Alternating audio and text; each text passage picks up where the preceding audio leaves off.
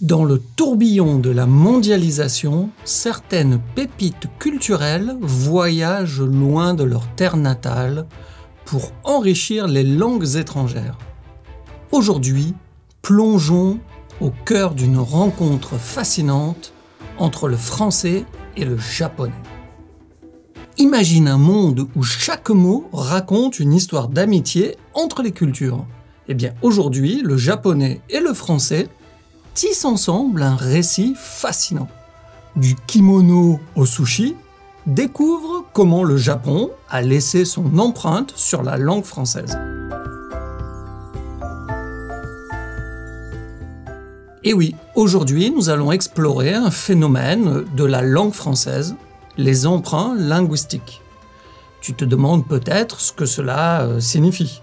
Un emprunt linguistique se produit lorsqu'une langue adopte des mots ou des expressions d'une autre langue. Et ce processus est aussi naturel qu'ancien. Et il témoigne des interactions entre les peuples à travers l'histoire. Mais pourquoi les langues empruntent-elles des mots à d'autres langues? Les raisons sont nombreuses et variées. Parfois, il s'agit de combler un vide lexical, c'est-à-dire l'absence d'un mot pour désigner un nouvel objet, un nouveau concept ou une réalité culturelle spécifique. Ou alors, dans d'autres cas, les emprunts reflètent les échanges commerciaux, culturels ou technologiques entre les sociétés. Ils sont les témoins des influences réciproques et des intérêts partagés entre les peuples. La langue française, par exemple, est riche en mots provenant de différentes parties du monde, ce qui souligne son ouverture et sa capacité d'adaptation. Eh bien, aujourd'hui, nous allons nous concentrer sur les mots d'origine japonaise qui ont trouvé leur place dans le français. Pourquoi ce choix du Japon? Eh bien parce qu'il reflète non seulement l'admiration et la fascination pour la culture japonaise, mais aussi l'intégration de pratiques, d'objets ou de concepts japonais dans le quotidien des Français. Alors avant de voir la liste des mots japonais qui sont entrés dans la langue française, je te rappelle que tu la retrouveras dans le petit PDF bonus. Et tu pourras même t'entraîner avec des exercices de vocabulaire, le vocabulaire qu'on va voir, et puis la correction. Et le lien pour télécharger le petit PDF bonus est dans la description. Et juste en dessous, également le lien pour télécharger tous les autres petits PDF bonus.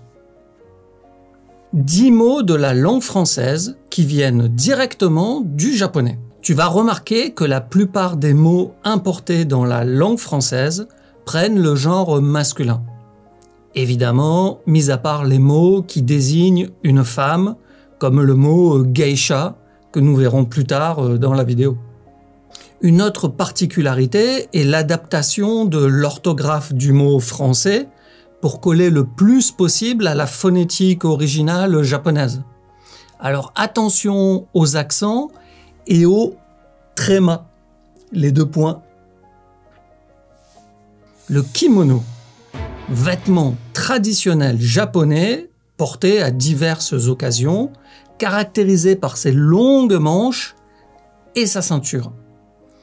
En France, on le porte quand on pratique le judo, mot que l'on verra un peu plus loin. Mais pas que.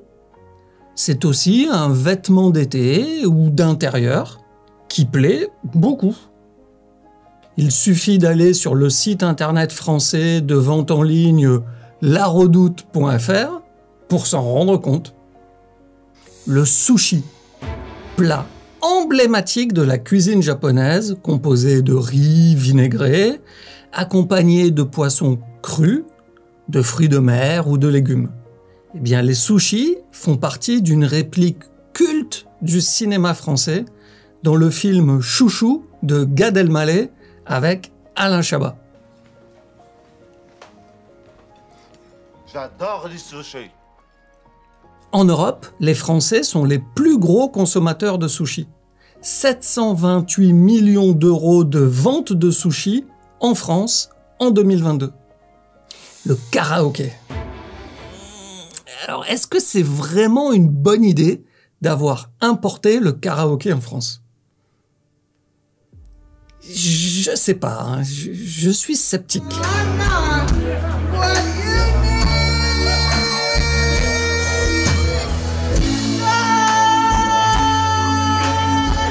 Alors pour info, le mot karaoké signifie littéralement orchestre vide quand on le traduit du japonais. Et dis-moi dans les commentaires si toi, tu aimes chanter au karaoké. Moi, vraiment pas. Ni écouter. Mais je suis quand même vraiment curieux de le savoir. Le manga, la célèbre bande dessinée japonaise, qui se caractérise par un style graphique spécifique et qui peut couvrir un large éventail de genres et de thèmes. Et un jour, je ne dirai pas de qui il s'agit, quelqu'un m'a dit qu'il ne comprenait rien au manga. Ah bon? Peut-être qu'il les lisait directement en japonais.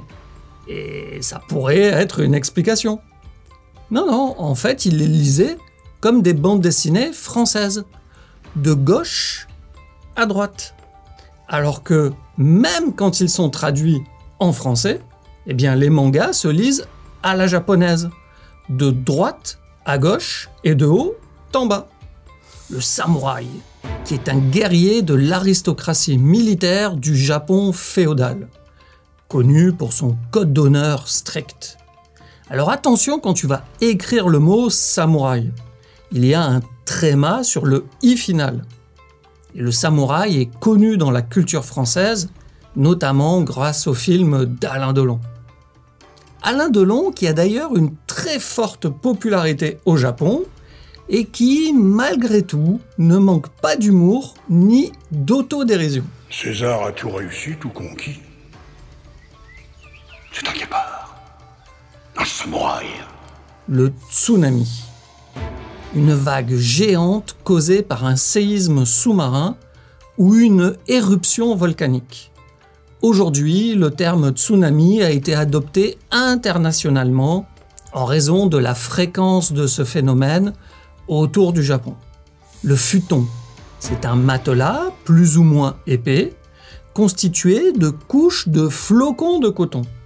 En français, le mot est devenu plus ou moins synonyme de matelas. Et d'ailleurs, est-ce que tu connais ces 3 mots de vocabulaire? Le lit, ouais, le matelas, ok, et le 3e, le sommier. Le judo, qui est un sport de combat et une méthode de défense personnelle d'origine japonaise. Eh bien, sache que la France a toujours eu de brillants champions de judo. D'abord David Douillet, double champion olympique en 1996 et 2000, ainsi que quadruple champion du monde dans la catégorie lourd en 93, 95, 97 et toute catégorie en 95. Et au fait quadruple, ça veut dire 4 fois. Ou encore Teddy Riner. Alors là, j'espère que tu as le temps parce que le nombre de ces titres est vraiment juste exceptionnel. Septuple champion du monde. Septuple, ça veut dire 7 fois. 3 médailles d'or aux Jeux Olympiques. Et comment on dit 3 fois? Triple. 5 championnats d'Europe. Et 5 fois? Quintuple. Et tout ça, dans quelle catégorie? 2,04 m, 138 kg, d'après toi, la catégorie. Et alors après, il y a de jeunes influenceurs sur Internet qui pensent comme ça pouvoir lui mettre un hippon. C'est hippon sur le champion du monde de judo.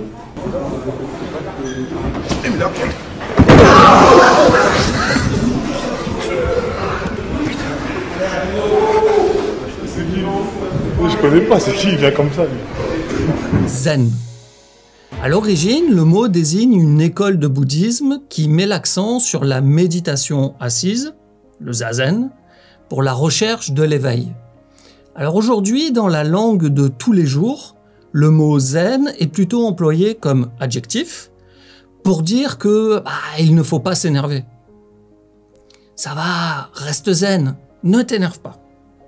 Le bonsaï, l'art de cultiver des arbres et des plantes miniaturisées. maintenus dans des pots et formés pour créer une esthétique particulière. Dans la langue française de tous les jours, on utilise le mot bonsaï, attention au tréma sur le i, pour désigner l'arbre miniature. Par exemple, ma femme vient d'acheter 3 bonsaïs. Et dernière recommandation phonétique avec ce mot, bonsaï, les voyelles nasales, on et en. Parce que si tu dis banzai à la place de bonsaï, ça veut pas dire du tout la même chose. Hein. Et si tu as des problèmes avec les voyelles nasales on, en, un, oui, il y en a 4. Je te recommande cette formation. Toute la phonétique française. Ce sont 3 modules entiers qui sont consacrés aux voyelles nasales parmi les 20 modules de la formation. Et alors après ça, la phonétique française n'aura plus aucun secret pour toi. La geisha. Il s'agit d'une femme japonaise formée aux arts traditionnels comme la danse, la musique et le chant, et à l'art de la conversation. Son rôle est de divertir des clients lors de réceptions. Et alors, dans quel contexte utilise-t-on le mot geisha en français? Aucun. Le mot est connu de tous uniquement à cause de son côté sulfureux. Car en fait, en français, comme dans d'autres langues occidentales, il peut y avoir des malentendus ou des idées fausses sur le rôle et la fonction des geishas. Et c'est souvent dû à une représentation inexacte dans les médias populaires. Alors que contrairement à certaines croyances, le métier de geisha n'est pas du tout lié à la prostitution. Il s'agit plutôt d'un rôle artistique et social de haut niveau dans la culture, dans la société japonaise. Le saké. Et finissons avec un petit verre de saké. Une boisson alcoolisée japonaise fabriquée à partir de la fermentation du riz. Et qu'on appelle quand même souvent à tort vin de riz en français. Et là, c'est le côté gourmand, bon vivant des Français qui fait que le mot est connu et entré dans la langue. J'espère que tu as aimé cette vidéo. Pense à mettre un like, à t'abonner et à activer la petite cloche pour être prévenu de la sortie de la prochaine vidéo. Prochaine vidéo qui, comme celle-là, sera accompagnée de son petit PDF bonus. Et puis si tu as envie que je t'explique un point particulier en français, un point de grammaire, de vocabulaire, ou autre chose sur la culture française, dis-le moi dans les commentaires. Et puis parle français le plus possible. Prends plaisir à le faire. Ciao, ciao.